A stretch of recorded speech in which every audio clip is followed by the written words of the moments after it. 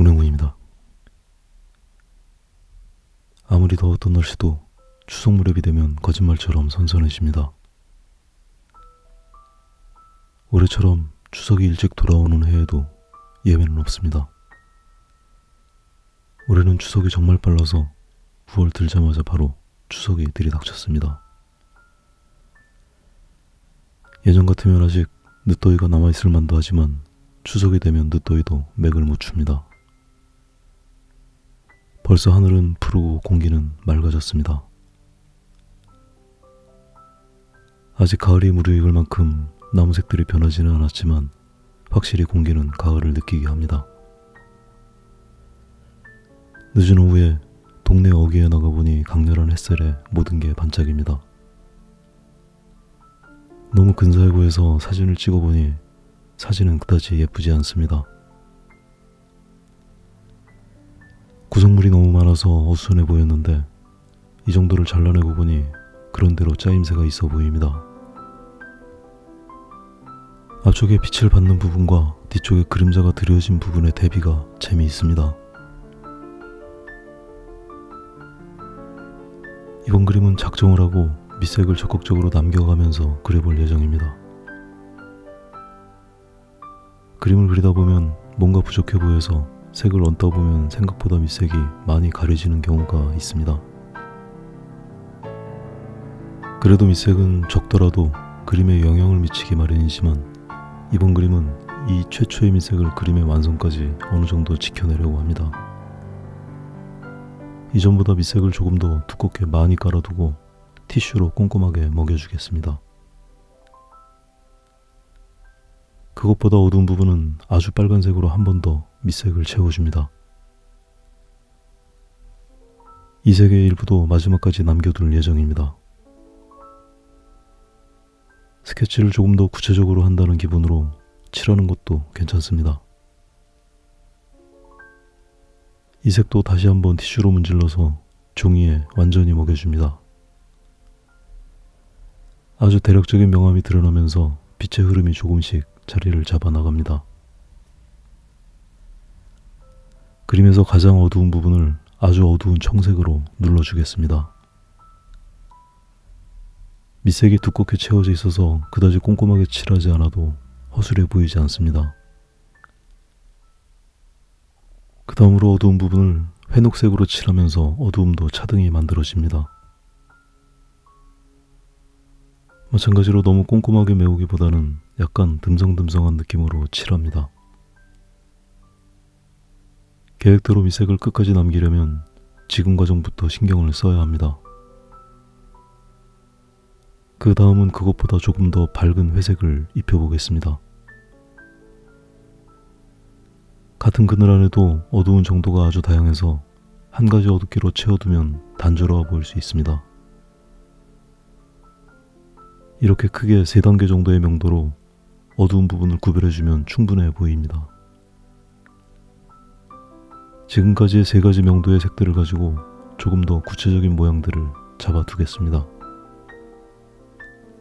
명도에 치중하느라 세밀한 형태가 너무 묻혀버렸습니다. 지금부터는 커다란 명도의 구에 관해서 조금씩 구체적인 색들을 입혀나가겠습니다. 처음에 결심한 대로 밑색을 지키기 위해서는 지나치게 많은 덧칠을 피해야 합니다. 각 부분마다 최대한 정확한 색을 선택해서 결과를 만들어내야 합니다. 물론 오일 파스텔은 색이 많이 부족해서 단번에 최적의 색을 만드는 게 쉽지는 않아서 필수적으로 화면 안에서의 혼색이 필요하긴 하지만 그 횟수도 최대한 줄여야 합니다.